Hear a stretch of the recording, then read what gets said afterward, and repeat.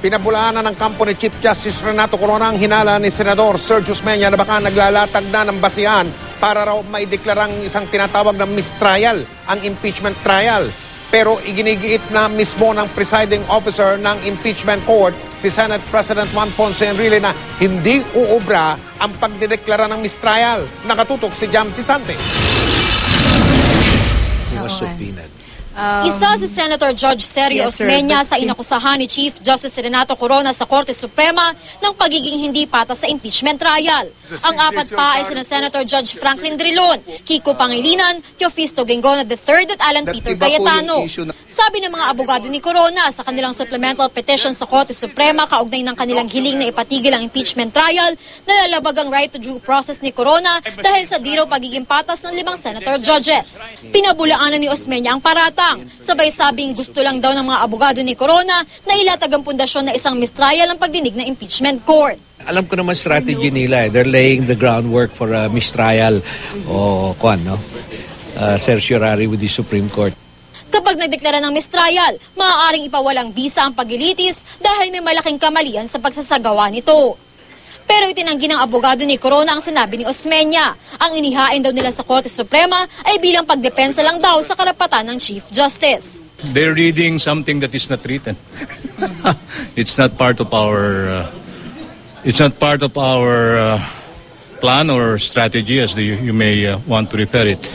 What is clear to us is we are here, we're defending the Chief Justice to the extent that we still have the hope, no matter if it's a glimmer of it, we will stay, that there will be a fair and credible trial.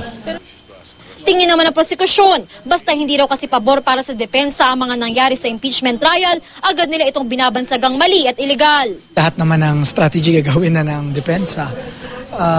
Parang ilang korte ba ngayon ang pinupuntahan nila? Diba 2 na? And hindi malayo yon yung sinabi ng ibang senators na isang strategy nila yung mistrial. Kasi tingin ko talaga, para sa akin seriously, honestly, ang tingin ko talagang very desperate na rin yung respondent dito si Chief Justice Corona. Ngunit sakaling tanungan ng depensa na palabasing mistrial ang nagaganap, gusto raw malaman ni Senador Ping Lacson kung anong basihan ng kampo ni Corona. Hindi raw tamang sabihin sa oras na ito na may mga senador na pumapanig sa prosekusyon.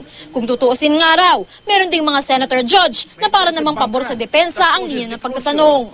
Tao rin lang naman lahat yung senator judges. Pag nakakarinig sila ng magkabilang panig, maski pa paano, may napo-form na opinion, may napo-form na perception sa kanilang isipan.